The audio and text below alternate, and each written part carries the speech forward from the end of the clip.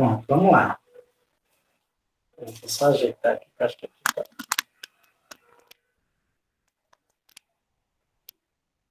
Pronto. A gente já começou, certo, pessoal? A segunda ação da M2, que é a parte que a gente vai ver temperatura e calor, tá? E as leis da termodinâmica, certo? Na aula passada, a gente viu coisa muito simples, né? Que era a história do termômetro, né? Como é que foi desenvolvido os primeiros termômetros, tá? E a escala absoluta, né? A escala Kelvin, né? Expliquei um pouquinho também. Como você transforma de uma escala de temperatura em outra, certo? Então, basicamente foi isso a aula passada. Essa foi só a parte de temperatura. O que a gente vai ver hoje, né? Hoje a gente vai ver a parte de dilatação térmica, certo? Dilatação térmica, certo? E, se der tempo, vamos começar a ver a parte de calor, tá? Hoje a gente vai entender por que às vezes você está, sei lá, aqui do nada, em casa, sozinho, de repente você escuta um estralo em algum armário, né? Não sei se já isso aconteceu com vocês. Comigo acontece sempre, né? Geralmente é em algum dia mais frio, né? Esteja mais frio, aí você escuta um estralo de uma vez, né? Não é um espírito que está ali tentando comer alguma coisa, né? A Lúcia disse que acontece muito na casa dela, né? Na verdade, geralmente acontece em todo lugar, né? Isso acontece basicamente por causa da dilatação térmica, né? Vocês devem lembrar aí, devem ter estudado no ensino médio, que quando a temperatura varia, as coisas tendem a dilatar, certo? E aí, o que acontece?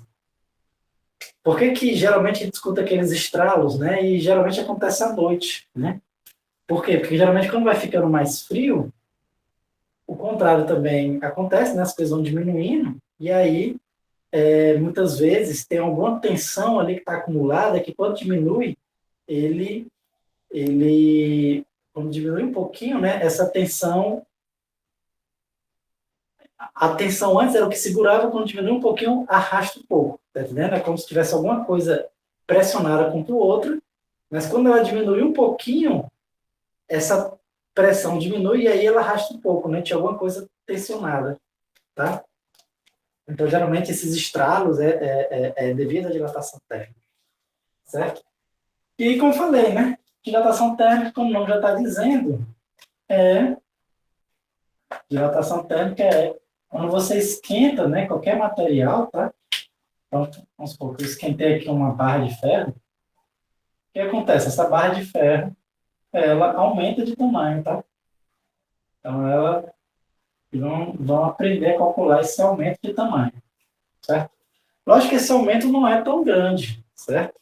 A gente vai ver que esse aumento é bem desprezível, mas, assim, é desprezível no nosso senso de tamanho, certo? Mas quando você vai fazer projetos civis ou qualquer outro tipo de projeto, você tem que levar esse aumento em consideração, certo? Por quê? Porque muitas vezes, se uma barra, você vai projetar uma barra, certo? E essa barra, você não prevê o que essa barra ia aumentar, certo? E você não deixa esse espaço para aumentar, pode ser que devido a esse aumento dela, essa barra importe, certo? E aí, por isso que todo engenheiro tem que levar em consideração a dilatação das estruturas, certo? Sempre tem que botar alguma folga para poder dilatar, né? Vamos ver um exemplo prático um pouquinho mais na frente. Mas antes, vamos só imaginar do porquê que isso acontece, certo? Por que que, por que que as coisas aumentam de tamanho quando você esquenta, né? E isso tem tudo a ver com química, tá? Com os átomos, né? Porque o que acontece? A gente sabe que os átomos, eles formam uma rede, né? Geralmente, eles estão ligados, né? Estão juntos um ao outro, né? Formando uma rede, tá? E o que acontece é o seguinte. E lembra, a temperatura é 1 grau de agitação. Certo? O que significa dizer 1 grau de agitação? É como se os átomos estivessem vibrando. Tá? O termo correto, quer dizer, o mais correto, mais rigoroso de se falar, né, é que eles estão em estados energéticos mais altos, cada vez mais altos, certo? Em relação ao nível quântico deles. Tá? Mas a gente vai entender um pouquinho disso melhor daqui a pouco. Mas a gente pode imaginar como se eles tivessem uma vibração mesmo, né? Até porque quanto maior a energia, né, dos estados energéticos quânticos, maior a gente pode provar que maior realmente é a vibração desses átomos, tá? É o movimento, né? Então, o que acontece? Então, esses átomos todos estão vibrando aqui em relação ao outro. Quer dizer, estão vibrando aqui em torno do ponto de equilíbrio. Então, todos eles estão vibrando, certo? Então, o que acontece? Quando você aumenta a temperatura, certo? Então, a ideia é bem simples, né? Eles vão vibrar mais, tá? Então, eles vão vibrar mais, significa que eles vibrar mais, significa que eles vão ocupar um maior espaço, tá?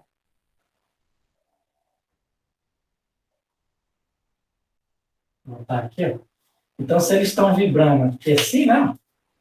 Então, se você aumenta a potência, eles começam a vibrar mais, então a tendência é cada vez ocupar maior estado. Então, basicamente é por isso, tá?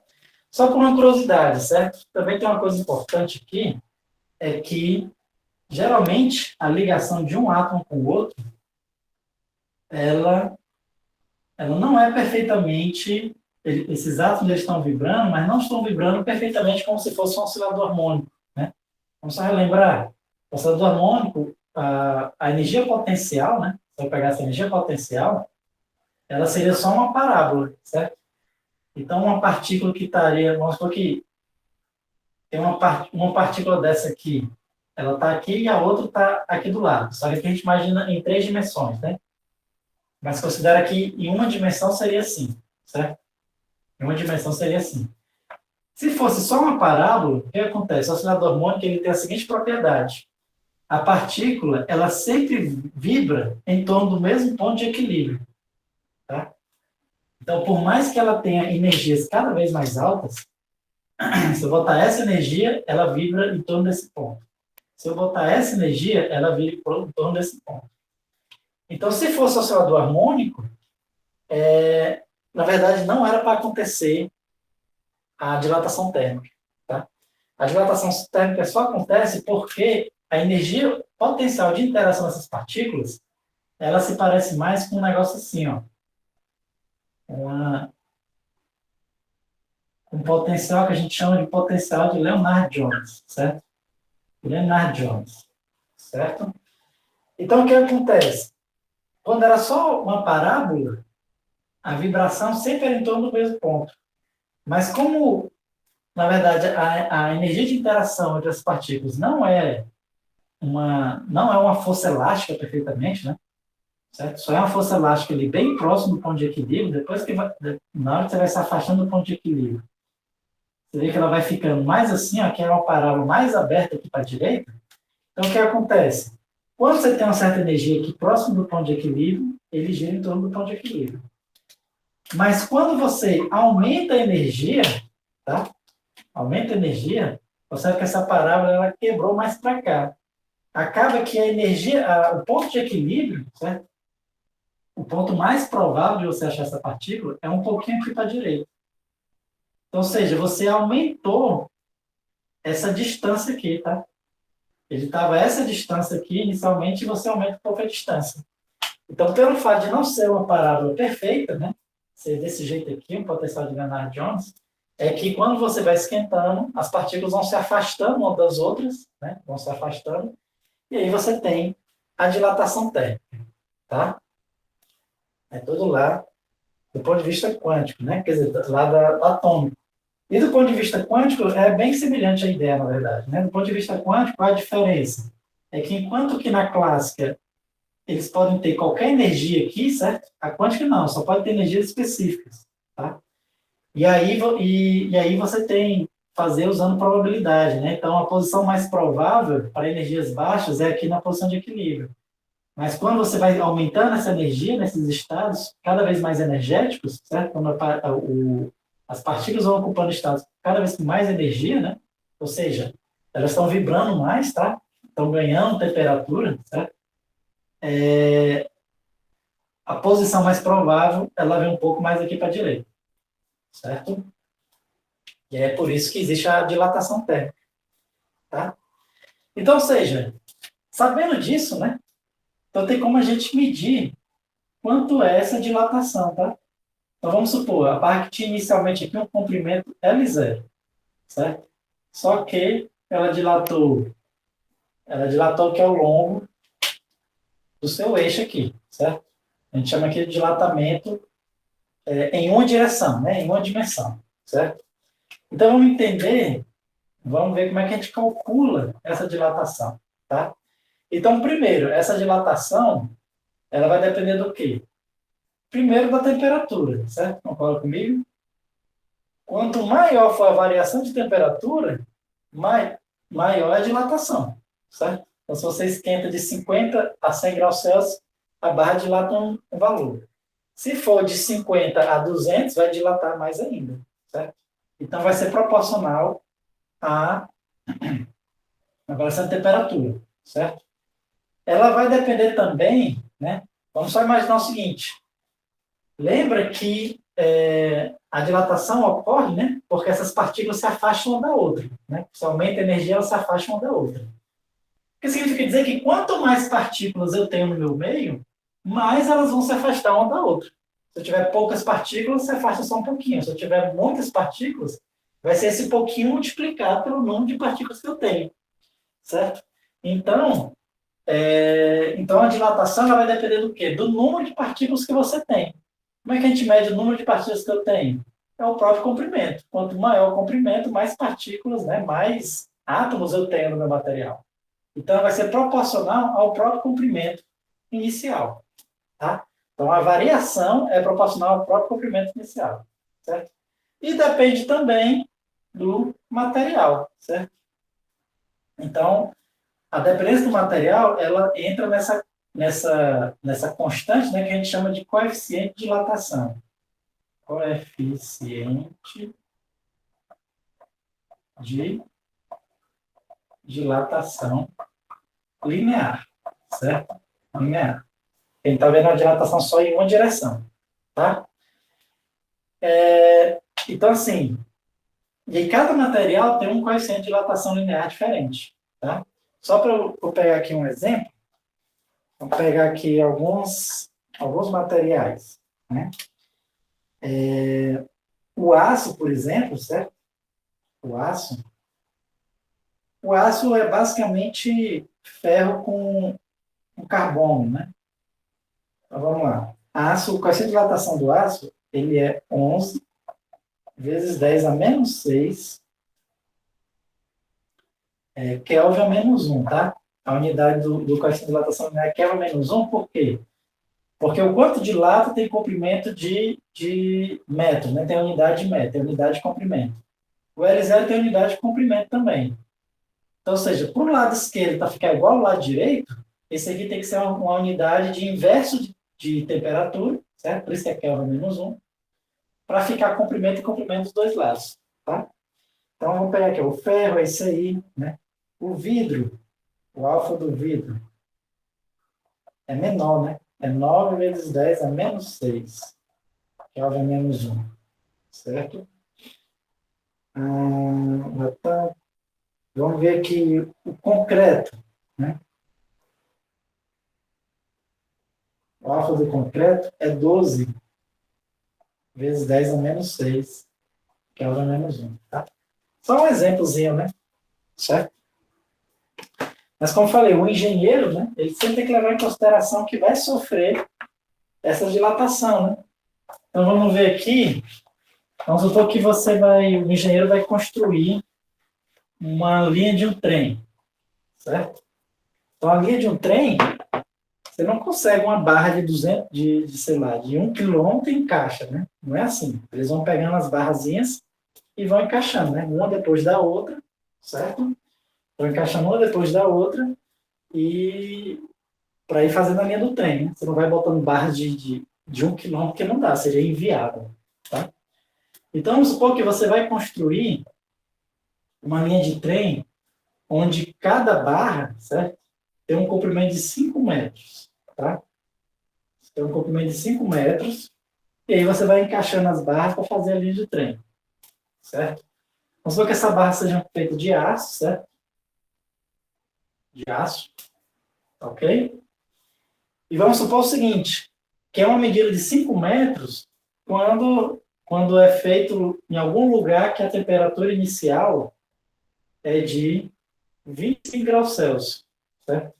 Porque é feito, sei lá, em algum lugar mais ao sul, né, que ao sul tem as temperaturas mais amenas como essa, né? Aqui no Ceará, 25 para a gente já é gelado, né? Isso aqui a gente atinge de noite e olha lá, certo? Vamos supor que onde ele foi fabricado, né, foi medido que ele tem 5 metros a 25 graus Celsius, tá? Só que vamos supor que essa linha de trem está passando ali lá no sertão dos Inhamuns, né? Onde fica Crateús, não sei se alguém de vocês conhece, certo? Então ele quer saber qual vai ser a variação do comprimento da barra, certo? Se algum dia ele estiver passando no sertão dos Inhamuns, né, que é quente que só a porra, não sei se vocês conhecem, ou então na minha cidade, né, que eu sou de Russas, lá também é quente que só, né? E às vezes chega, vamos botar aqui uns 50 graus Celsius, tá? Em um dia especialmente quente, né? Ele pode chegar a 50 graus Celsius, certo? Então, quanto é que vai ser essa variação do tamanho dessa barra? Vamos calcular aqui, né? Para a gente ter uma noção de quantas coisas de lado, certo? Então, basicamente, né, é usar a formulazinha. Vai ser o alfa, certo? Só que o alfa do aço é 11 vezes 10 a menos 6, vezes o comprimento, que é o comprimento inicial, que é 5 metros, tá? 5 metros, vezes a variação de temperatura, certo? A variação de temperatura vai ser exatamente 50 menos 25. Aqui só um detalhe, sabe, pessoal? Eu falei na aula passada que toda equação aqui na termodinâmica, a gente tem que usar o tempo a temperatura, a unidade no SI é o Kelvin, né? Certo? Temperatura em Kelvin. Mas, sempre quando a equação for variação, tá? Quando for variação de temperatura, tanto faz você usar em Kelvin quanto em graus Celsius. Por quê? Porque a variação do Kelvin é a mesma variação do grau Celsius. Lembra que eu expliquei isso na aula passada, né? Isso foi feito intencionalmente, né? Porque a temperatura Celsius era a que era mais utilizada, a escala Celsius. Então, foi feito isso intencionalmente mesmo, tá? Então, quando envolver variação de temperatura, você pode usar em Celsius, tá? Mais na frente, a gente vai ver umas fórmulas que não vai ter variação, vai ser a temperatura mesma. E essa, necessariamente, tem que ser em Kelvin. Mas quando é variação, pode ser em Celsius. Então, aqui vai ser a temperatura final, que é 50, menos a inicial, que é 25. Certo? Então, vamos lá. Vamos só ver quanto é que vai dar. 50 menos 25 dá 25. Vamos ver quanto é que vai dar aqui. 25 vezes 5 dá 125. E 125 vezes 11. Deixa eu ver aqui na calculadora. 11, que multiplica 125. Daria 1.375 vezes 10 a menos 6 metros, tá? Vamos só ajeitar aqui para a gente entender um pouco que comprimento é esse. Então, eu vou tirar 3 casas decimais daqui para ele, então vai ficar 1,375 vezes 10 a menos 3 metros. E aí, eu vou transformar em milímetro. Então, vai dar 1, eu multiplico por 10 a terceira, né? Por 1.000. Então, vai dar 1,75. Quer dizer, 1,345, certo? Então, mais ou menos o quê? Mais ou menos, né? 1,4 milímetros. Ou seja, essa barra de ferro, ela contraiu mais ou menos, ela contraiu não, ela dilatou mais ou menos 1,4 milímetros. É pouco, né? É muito pouco, certo? Mas é um pouco que tem que levar em consideração, certo? Então, eles têm que deixar uma folgazinha entre uma barra de ferro ou outra, porque sabe que ele vai dilatar. Se não tiver essa folga, o que acontece? A barra de ferro ela vai tentar aumentar aqui nesse eixo. Quando ela não consegue, qual é a tendência? É ela entortar para os lados, né? Certo? Então, se a barra não tiver espaço para dilatar, tudo bem, ó. Imagina que é uma barra que está comprimida aqui e aqui. O que vai acontecer com ela? O nosso famoso empenar, né? Ela vai aumentar de todo jeito, só que ela vai empenar, certo? Então a gente tem que levar isso em consideração, né? Não sei se vocês já viram uma casa assim, mas, por exemplo, a casa da minha avó é o famoso cimento batido, né?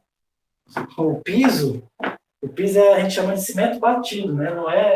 Não tem cerâmica, não tem nada disso, né? É simplesmente o chão feito de cimento mesmo, tá?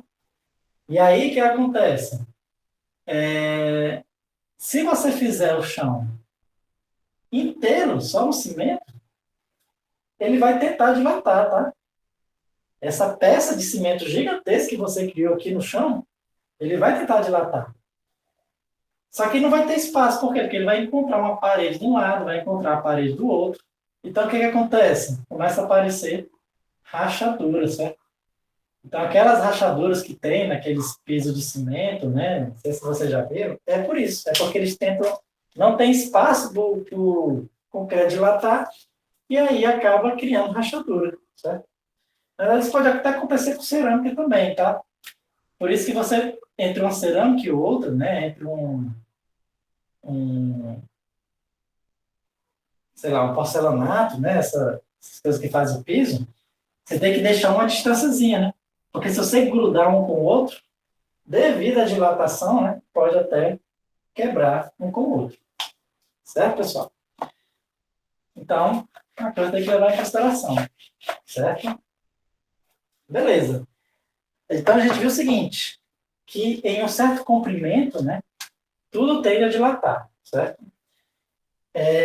Quando você diminui a temperatura, acontece a mesma coisa, acontece o contrário, né? As coisas tendem a contrair, certo? E observe, então, né, que não aumenta só o comprimento, certo? As coisas, como elas dilatam, né, elas não dilatam só numa direção, elas dilatam também superficialmente e tem uma dilatação volumétrica também, tá? Então, o que acontece? Ó, quando você tem uma placa, certo? Essa placa, se você esquentar ela, né, ela vai dilatar também, certo? E vai aumentar a área dela, né? Ela vai acabar aumentando e vai ter uma variação na área dela, certo? Quando você esquenta ela. Tem uma variação na área, certo? E aí você consegue achar uma fórmulazinha para a variação da área, né? É só você imaginar que a dilatação na área, o que é? Como se fosse duas dilatação na linear, né? Certo? Então, ele dilata nessa direção aqui e dilata nessa direção, tá? Quando você fizer isso, você vai ver que a fórmula é bem simples, na verdade, né? A fórmula de dilatação da área vai ser simplesmente, é bem parecido com a fórmula de dilatação de uma linha, certo? Então, tem um ΔT, variação de temperatura, tem a área inicial, né, proporcional à área inicial, e vai ter uma constante também que depende do material. E essa constante é duas vezes a constante linear, certo? É exatamente, né? Enquanto que aqui era só o alfa, né? Quando é uma dilatação superficial, fica duas vezes o alfa, tá? Dá para demonstrar isso aqui, né? Não vou demonstrar porque é só cálculo, é só um cálculo só para dificultar as coisas, né? Mas é bem simples, na verdade, para chegar a isso aqui, certo? E se fosse um volume, né? Se tivesse um volume, então, se você tivesse um volume aqui, ó, quando você esquenta o volume, a tendência também é aumentar, tá? Ele também vai aumentar de volume aqui. E a equação para você achar o volume, a diferença de volume é bem parecida também, certo? A variação do volume vai ser igual. Vai ser proporcional à variação de temperatura, vai ser proporcional ao volume inicial, também vai Dependendo do material, só que agora vai ser 3 vezes o coeficiente linear. Tá? Então, o coeficiente que a gente chama de volumétrico, certo? Isso aqui a gente chama de coeficiente volumétrico de dilatação, né? Ou então coeficiente de dilatação volumétrica. É simplesmente 3 vezes o alfa, tá? Deixa eu botar aqui de uma forma mais clara. Aqui tem o ômega, quer dizer, esse gama aqui, que é o coeficiente de dilatação volumétrica, que é simplesmente 3 vezes o alfa. Certo? Então, basicamente, né? A aplicação é a mesma coisa, né? É só substituir os valores, tá? Agora, uma coisa curiosa, certo? Uma coisa curiosa é quando você tem espaços vazios dentro do objeto que está dilatando, né? Vamos entender o que acontece, certo? Então, acontece o seguinte. Vamos primeiro analisar na área. Vamos supor que você tivesse aqui uma chapa que tem um buraco, certo? Então, vamos botar aqui assim. E aí você esquenta essa chapa, certo? Você esquenta essa chapa. O que vai acontecer com a área do buraco? A chapa a gente sabe que ela vai aumentar, né? Ela vai dilatar, certo? Agora, o que acontece com o buraco? Será que o buraco ele aumenta ou será que ele diminui, né? Então, quem acha que ele aumenta, você pode pensar dois jeitos, né? Você pode pensar como se fosse... ele vai diminuir por quê? Porque como a placa ela tende a dilatar para todos os lados, né? Então ela vai tender a dilatar aqui para dentro. Então ele vai diminuir. Esse pode ser o pensamento. Tá? Ou então você pode pensar assim também, né? A placa ela dilata, certo? As coisas sempre tendem a ocupar mais espaço. Então a tendência é ela se esticar mais aqui, certo? Então o buraco aumentaria. Certo? Então o que acontece? Será que o buraco aumenta ou diminui? Certo? Ou permanece o mesmo? Na verdade, pessoal, o que acontece aqui é que, por incrível que pareça, o buraco ele dilata igual a placa. Exatamente como se nesse buraco fosse preenchido pela placa. Tá?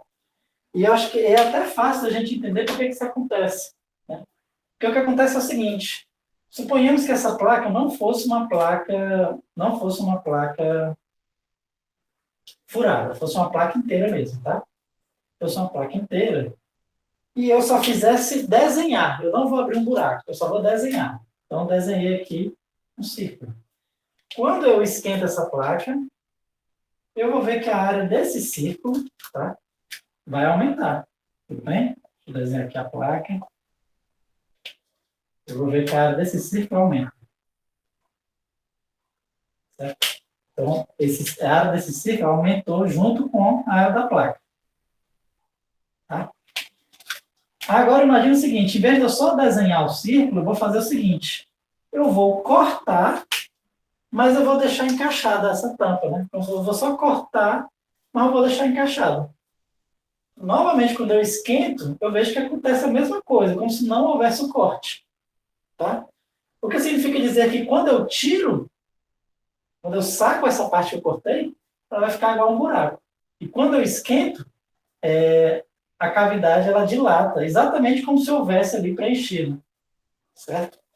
E isso, pessoal, acontece também no volumétrico. Né? Então, se você tem alguns sólidos com um buraco dentro, tá? Quando esse sólido dilata, esse buraco também aumenta, tá? E ele dilata exatamente seguindo a mesma equação do material, como se ele tivesse preenchido pelo material. Né? Então, por exemplo, se ele tivesse me dado aqui a área inicial, tá? A área final aqui desse buraco eu poderia calcular, né? A variação da área eu poderia calcular usando a mesma equação, certo? Aqui seria 2α vezes A0 vezes ΔT. Posso usar a mesma equação, onde esse alfa é o alfa do material, tá? Por mais que seja um buraco, mas esse buraco dilata exatamente como se fosse um material. Certo, pessoal? Alguma dúvida em relação a isso? Vamos fazer aqui um exercício do livro. Tá? Tem até, pessoal, esse negócio de dilatação volumétrica, né? O pessoal até diz o seguinte, que é melhor você abastecer o carro à noite, né? Por que é melhor você abastecer o carro à noite? Porque à noite, que é mais frio, quando o combustível entra no carro, né? Ele está contraído, né? De manhã, que já esquentou, certo? O combustível vai dilatar, então você vai ter mais combustível, certo? Você vai ter um maior volume de combustível, né? Certo? Bom, só que isso é verdade, tá? Então, vamos supor que se você abasteceu a gasolina e a gasolina está numa temperatura gelada à noite, né? De fato, vai entrar um determinado volume, certo? Mas quando chegar de dia que esquentar, ela vai ocupar um volume maior. Isso é verdade, tá? Mas do ponto de vista prático, isso não é tão útil. Primeiro porque a diferença de volume é muito pequena. E segundo que, é, segundo que acaba que você muda a densidade, né, da gasolina, você muda a densidade da gasolina, mas a capacidade de queimar, certo? De haver a queima da gasolina, é proporcional à quantidade de matéria, tá? Não necessariamente a quantidade de volume. Então, assim, então acaba que uma coisa vai compensando a outra, né? Uma gasolina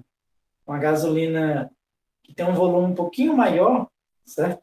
Ela muda um pouco a potência, né, em relação a que tem uma gasolina menor. Então acaba que uma coisa vai compensando a outra, certo? E ainda tem outra, né? Se eu não me engano, hoje em dia a gasolina é ar-condicionada, né? Tipo assim, eles mantêm a temperatura, sempre a mesma temperatura, não importa se é de dia ou noite, certo? Se eu não me engano, não tenho certeza não, tá? Só para a gente resolver aqui, para a gente ter uma ideia, né, do quanto se dilata, vou fazer aqui um exemplo 18.2 do livro, certo? E diz o seguinte, em um dia quente em Las Vegas, um caminhão-tanque foi carregado com 37 mil litros, certo? Com 37 mil litros, um caminhão-tanque, né? De óleo diesel, certo? Beleza, ele encontrou um tempo frio ao chegar em Payson, Utah. Aqui ele está botando uma cidade nos Estados Unidos, mas isso aqui poderia acontecer aqui no Brasil também, né? Onde a temperatura estava 23 Kelvin abaixo da temperatura em Las Vegas. Então, ou seja, diminuiu 23 Kelvin, certo? Ou graus Celsius, né? Como é variação, é a mesma coisa, tá?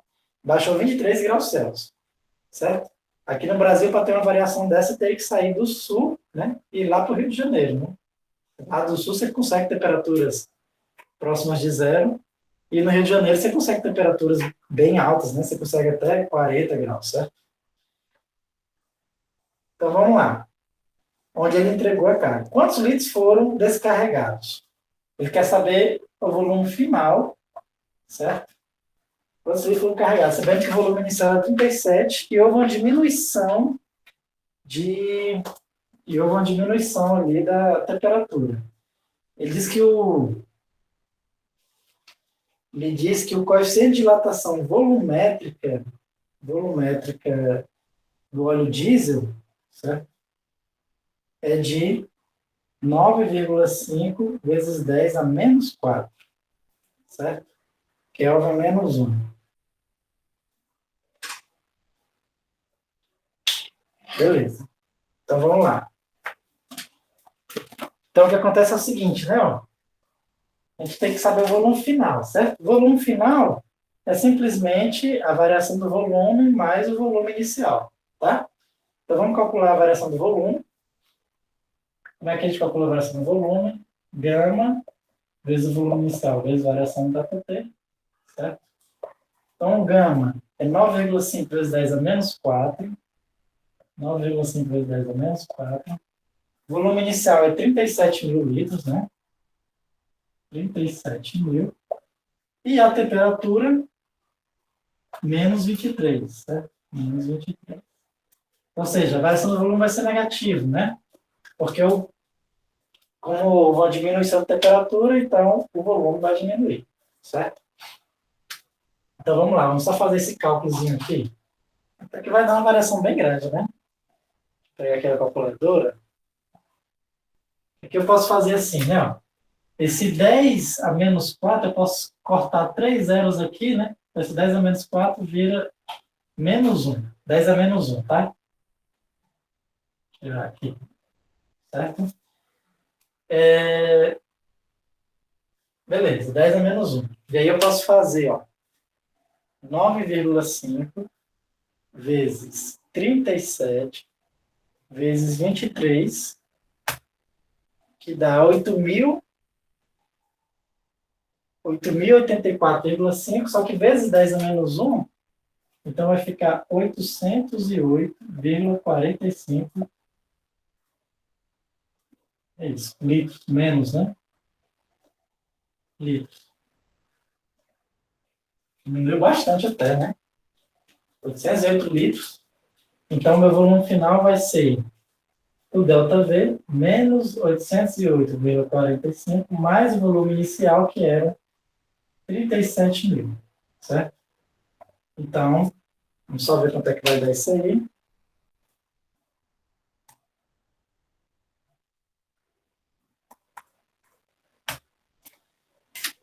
seja, no final ele teve que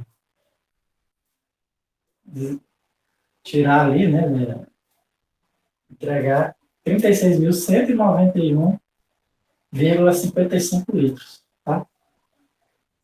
E vão perguntar para ele, cadê os 800 litros aí? Tu não achar que o caminhoneiro roubou, né?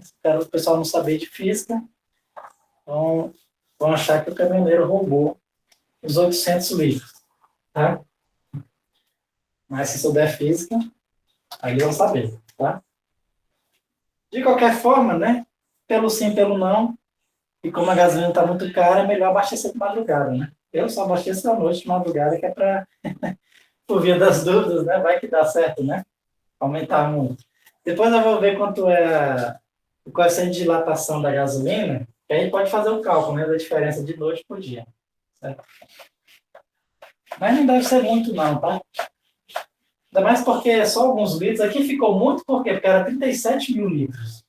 Mas num carro que é cerca de 50 litros, vai mudar só alguns ml. Então, nem faz muita diferença. Se bem que hoje em dia alguns ml já está custando uns 50 centavos e tal, né? Então, pode valer a pena. Certo? Vamos lá, pessoal. Então, vamos continuar aqui, certo? E agora vamos entender um pouquinho do que é o calor, certo? Na aula passada, eu falei que existe uma diferença entre calor e temperatura, certo? No nosso dia a dia, a gente não usa essa diferença. Então, alguém pergunta, está com calor? Aí eu estou com calor, né? A temperatura está muito alta, né? É tipo, é sinônimo, né? Mas no nosso dia a dia, mas na ciência, né, na física, o termo correto mesmo, né? Calor é diferente de temperatura, tá? Calor é energia, certo? É energia em transição, né? Então, o que acontece? Se eu boto um corpo A, certo? Que está uma temperatura TA, em contato térmico com o corpo B, que está uma temperatura menor, então vamos pensar aqui do ponto de vista molecular, né? Então as partículas A estão se mexendo mais, de B estão mais paradinhas, certo? Então, devido a interação que existe entre elas, tá? As partículas de A começam a agitar de B. E, naturalmente, né? Como a energia de A ela está maior e ela está agitando de B, então parte da energia está saindo de A e indo para B, certo? Então, essa transferência de energia é o que a gente chama de calor, tá? A gente representa calor com a letra Q, Q maiúsculo, tá? Então, essa energia em transferência é exatamente o calor, certo? O calor ele pode ser transmitido basicamente de três formas: por contato, por convecção ou por radiação. A gente vai ver cada um em detalhe, tá? Mas a gente vai ver isso um pouco mais em detalhe depois. Primeiro vamos entender um pouquinho desse calor, certo? Só do ponto de vista histórico, né? O pessoal não sabia que calor era energia, né? O pessoal achava que calor era uma espécie de fluido que ele fluía, certo? E de um corpo para o outro, né? Eles não tinham associação com energia, certo? E ele fluía de uma forma e não dá para enxergar esse fluido, né? Simplesmente você botava em contato e ele fluía de um para o outro, certo? Na verdade, quem descobriu que era energia foi Joule, né? É por isso que a unidade de energia é Joule, né? É um físico, se não me engano é austríaco, não vou lembrar exatamente qual a nacionalidade dele, qual a nacionalidade dele. E assim, na verdade, antes de Joule já teve outro cientista, né? Ele não é nem tão cientista, era mais engenheiro, né? Que já tinha observado isso, né? Que, que era mais provável que calor fosse energia, né? Como foi que ele observou isso? Ele era um engenheiro em uma fábrica de canhões. E ele via que quando a broca ia furar, né, o buraco do canhão, esquentava o canhão. Sendo que aí que está, antes a broca estava parada a temperatura ambiente, a peça de ferro estava parada a temperatura ambiente. E aí, devido ao atrito, uma começou a esquentar a outra, certo? Então ele pensou, então esse calor veio da onde, né? Se o calor for um fluido, esse fluido veio da onde, né? Então foi quando começou a surgir a ideia de que, e aí ele publicou um artigo, né, para divulgar as ideias dele, mas quem comprovou mesmo que o calor era energia foi Joule, com um experimento que eu vou mostrar daqui a pouco. Eu vou dizer que daqui a pouco. Então, ou seja, então ele acabou pensando isso, que é o movimento que vai gerando esse calor, né? Que é a mesma coisa que acontece quando a gente esfrega as mãos, né? Quando a gente esfrega as mãos, nossas mãos esquentam, certo? De onde é que vem essa energia, né? É exatamente a energia de movimento das nossas mãos que faz esquentar elas, certo? Como foi que o Joule mostrou isso, né? Então o Joule ele fez um aparato bem simples, né? E a gente costuma até fazer no laboratório de física isso aqui, certo? A gente faz o seguinte, ó, a gente costuma prender aqui, né, uma massa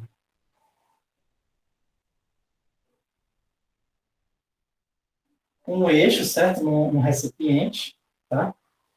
Vou botar assim no recipiente. Essa massa aqui, ó, de acordo com que ela pode cair, ela vai caindo, ela tem um fio que vai fazendo rodar um eixo aqui, tá?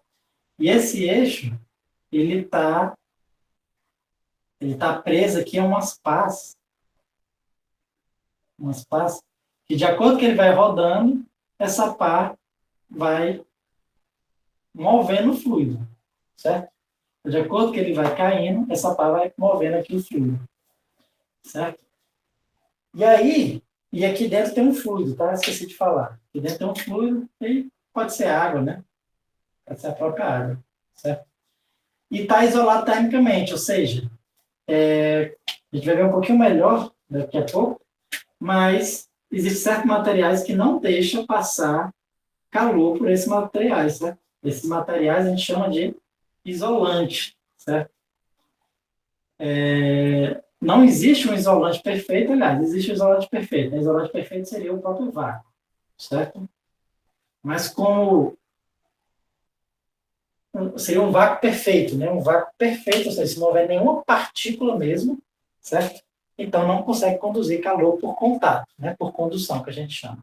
Consegue por outros meios que a gente vai ver, mas não por condução. Então o que acontece é o seguinte, mas poderia ser um isopor, né? Que é um bom isolante, certo? Então, ou seja, a água que está aqui dentro, ela está a temperatura e vai manter aquela mesma temperatura por um bom tempo, certo? Tempo suficiente para fazer o experimento. Então ele fez isso. O que foi que ele observou? Ele simplesmente mediu essa altura aqui que o corpo andou, certo? Naturalmente, o que acontece? A água entrou em movimento aqui, certo? Devido a esse movimento da água, tem atrito, né, do fluido com o próprio fluido, certo? E esse atrito faz a temperatura da água subir. E aí ele viu o seguinte, que a mesma energia, certo? A energia cinética, né, que esse corpo levou para descer aqui, é a energia que essa água recebeu, certo? Essa água recebeu para aumentar a temperatura. E foi assim que ele provou que o calor nada mais é do que energia, né? Antes o calor era medido em calorias, né? A unidade de calor é medida em calorias. Certo? Quando o pessoal não sabia que era energia. Depois que descobriram que era energia, né? E aí começou a ser medida em joule, certo? Mas a calorias a gente usa até hoje, tá? A unidade de calorias a gente usa até hoje, certo? Mas agora a gente sabe que é uma unidade de energia, certo? E uma calorias é exatamente 4,18 joules, certo? Então, a gente diz que calorias é a unidade convencional, né? Muitas vezes é mais útil a gente usar calorias do que usar o joule, certo? Mas a gente consegue transformar uma na outra, né? Uma calorias é 4,18 joules, certo? Só por curiosidade, pessoal, essa caloria aqui, certo? É a mesma caloria lá dos alimentos, né? Só que nos alimentos, geralmente, isso é quilocaloria, né? Os alimentos, como já tem são bem mais, tem bastante energia, né? Dependendo. Então, lá, geralmente, a unidade é quilocaloria, certo? Que são 1.000 calorias, né? Então, ou seja, então você consegue saber mesmo mas quanto você queira gastar ali a energia de um pão, né? Sei lá, você vê lá quantas quilocalorias tem um pão, certo? Sabendo isso aqui, você consegue saber, por exemplo, o quanto você precisa fazer para você gastar, né? Então, você pode calcular, por exemplo, quantos degraus de uma escada você tem que subir, né? Para você transformar toda essa energia química aqui que você consumiu em energia potencial, tá? E aí você consegue transformar, certo? Na prática, pessoal, a gente gasta muito mais energia do que simplesmente a potencial, tá?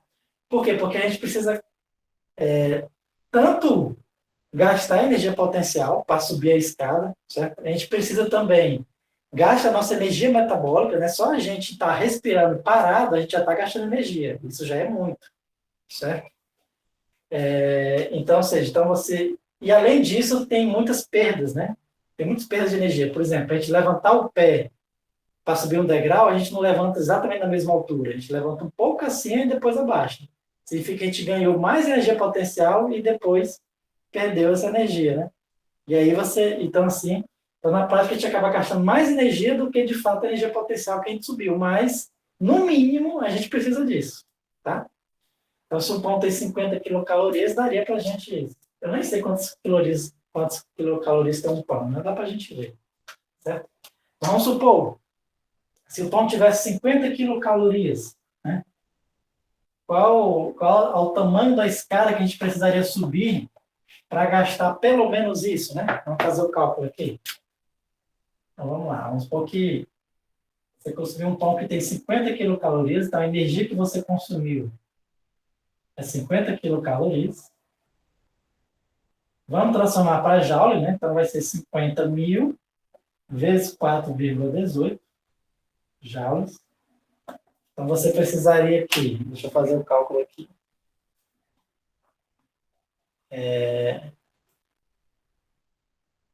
50.000 vezes 4,18 daria 209 mil joules. Certo? Vamos ver que você vai transformar tudo isso em energia potencial, ou seja, vai ser mgh, certo? Vamos ver qual vai ser o tamanho, a altura da escada que você tem que subir para gastar tudo isso de energia. Vamos supor que, vamos pegar aqui o meu exemplo, eu peso 77, minha massa é 77 quilos, tá? Gravidade, vamos botar aqui 9,8 vezes H. Então, meu H aqui, deixa eu ver quanto é que daria. 209 mil dividido por 77, dividido por 9,8. Eu teria que subir uma escada aproximadamente de 277 metros. Certo? Ou seja, dividido por 3 aqui, teria que ser um prédio, mais ou menos, um prédio de 92 andares. Ou seja, a energia consumida de um pão, eu teria que subir um prédio de 92 andares. Certo? Quer dizer, eu não sei se é um pão, né? Não lembro quanto é que é a energia de um pão, tá? Mas foi alguma coisa de 50 quilocalorias. Até se não me engano, eu não estou lembrado se o nosso consumo normal é 2.000 quilocalorias. Acho que é. O consumo normal de qualquer ser humano é 2.000 quilocalorias. Mas é claro, por que deu tão exagerado assim, né? Na verdade, não é tudo isso que a gente precisa, tá? É porque, na verdade, aqui eu levei em consideração se eu conseguisse transformar a energia direta da química para a energia potencial. Mas na prática eu não consigo transformar direto, né? Como eu falei, a gente consome energia só para respirar, certo? Só em bombear o nosso sangue a gente consome energia. Então, assim, então é consumido muito mais energia, certo? Do que simplesmente transformar direto em energia potencial, né? Como eu falei, tem algumas perdas também, né? Porque a gente sempre levanta o pé um pouco mais alto que o degrau, então, ou seja, a gente acaba transformando energia. Então, na prática, lógico que não precisaria de subir tantos andares para gastar 50 quilocalorias. Mas uma coisa a gente pode dizer com certeza, que se você subir 92 andares, você pelo menos gasta 50 quilocalorias. Pelo menos, né? Só que aí, em cima disso aqui, você ainda coloca a energia que seu corpo gastou, né? Para se manter vivo e todas as outras coisas. E aí você tem a energia total que a pessoa consome. Certo, pessoal? Como já está dando aqui, pessoal, próximo de 1 hora, né? Então não vai dar tempo a gente ver o próximo conteúdo inteiro.